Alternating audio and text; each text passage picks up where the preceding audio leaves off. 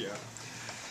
Okay, well, my name is Jonathan Detweiler, and I'm living in the Netherlands, working with Athletes in Action there for the last 8 years. I'm married to a beautiful woman, Denise, and we have 2 daughters, Dominica, age 12, Annalise, age 7, and we also have a 21-year-old living with us named Omid, who is a refugee from Afghanistan, and he's been living with us for the last 5 years, trying to get asylum to stay in the Netherlands.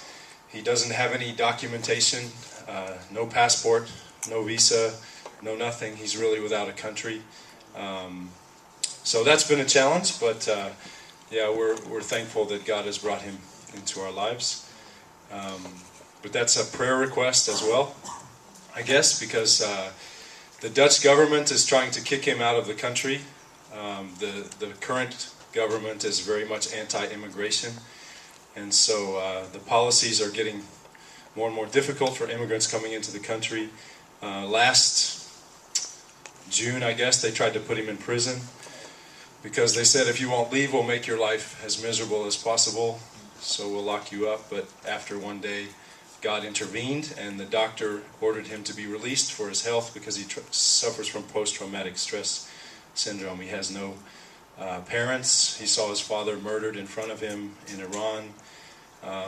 So just tragic, but we continue to hold out hope that God is going to come through, and we'll grant him permission to stay in the Netherlands and to give him a visa. He's studying now mechanical engineering and biomedical engineering.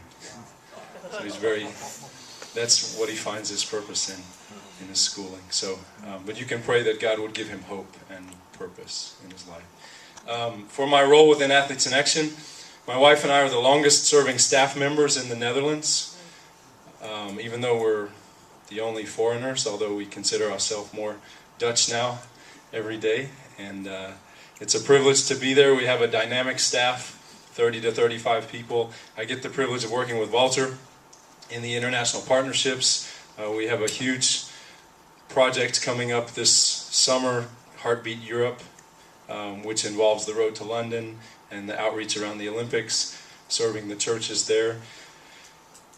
The continent of Europe is a continent where the numbers in Christianity and church are declining, and so we're praying for revival, and we're asking God to use us as we use the tool of sport to reach people for the gospel. Most recently in September, I was able to step into the position as the global strategy leader for a new global strategy for Athletes in Action. It's called Church Resourcing. So maybe that's new for some of you, but it's an exciting opportunity that I get to take all of the resources of Athletes in Action and see how we can use them to better serve the church. From the Netherlands, the last 7-8 years, we've been able to send out more than 700 people annually on short-term ministry projects to serve our partners, which generally is 150 to 200 churches around the world. And so we're excited that Athletes in Action has taken this on as a global strategy, and we from the Netherlands want to be a catalyst for that, to continue to be a catalyst for seeing how we can better serve the local church. So I have a huge task, as you can imagine, so I really appreciate your prayers in that, for wisdom, for direction, for being strategic, and for connecting with you guys and seeing how, as a global strategy, we can serve you and see how God will use us to serve the churches in the countries where you are. So, thank you.